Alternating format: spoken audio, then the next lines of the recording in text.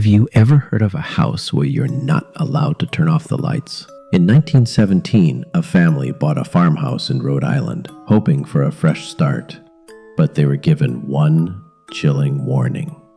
Don't turn off the lights at night or she will wake up. That she was a witch named Bathsheba Sherman, a woman who had once sacrificed her own children and was now bent on tormenting every soul in that home. Today, we uncover the terrifying true story that inspired the Conjuring movie. When the Perron family moved into the old Arnold estate in Rhode Island, the previous owner had just one piece of advice. For the safety of your family, leave the lights on at night. You might wonder, why would anyone still buy such a house? The answer lies in the unbelievable deal they got, but more on that later. At first, everything seemed normal.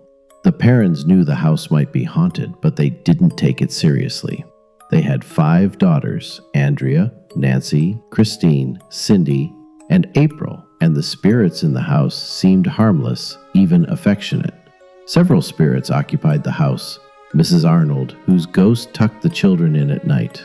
Johnny Arnold, who hanged himself in the attic, would play with the children. They lovingly called him Manny, the sweeping ghost who stayed near the broom and drew strange patterns in dust, as if trying to communicate. At first, none of these entities were harmful, but things were about to take a horrifying turn. Soon, the house began to change. Every morning at 5 a.m., a horrible stench like rotting flesh would fill the home. The girls' hair would be pulled. They were scratched, hit, and dragged by unseen forces. Doors slammed shut. Blood-curdling screams echoed through the halls with no source in sight. This wasn't just a haunting. It was the beginning of a nightmare.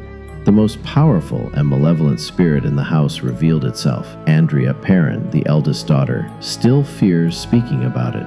The entity had its eyes on the 5 girls. Her name, Bathsheba Sherman, the same demon featured in The Conjuring. But this wasn't just fiction. Bathsheba was real. Born in 1818, Bathsheba married a wealthy farmer, Judson Sherman, and had a son named Herbert. Her life took a sinister turn when a neighbor's child went missing.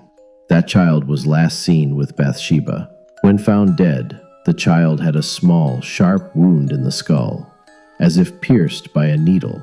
Though she was taken to court, no evidence could convict her.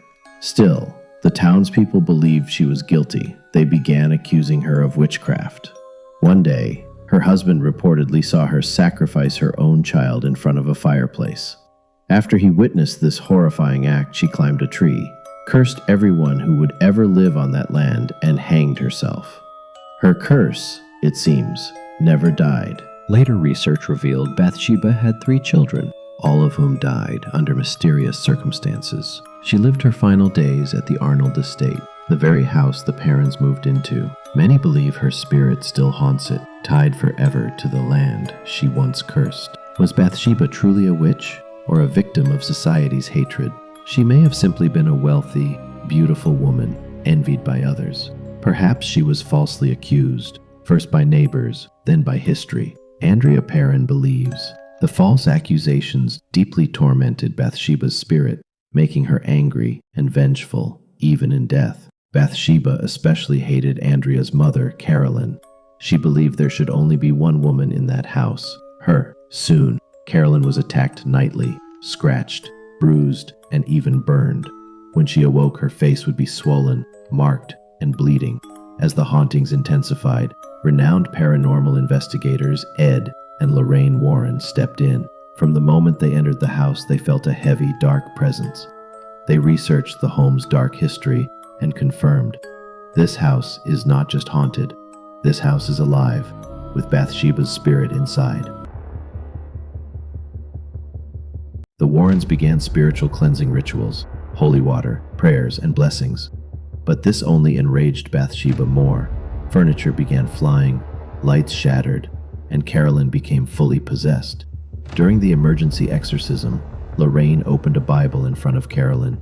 Suddenly, Carolyn's eyes rolled back, and a deep, unnatural voice screamed, "This is my house." After hours of struggle, Carolyn calmed down, but Andrea later revealed Bathsheba never really left. Years later, a woman named Norma Sutcliffe bought the house.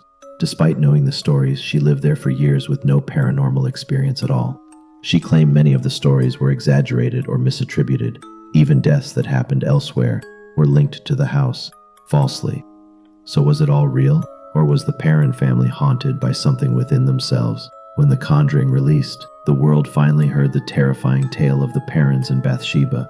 Whether you believe in demons or not, Ed and Lorraine Warren stood by their case.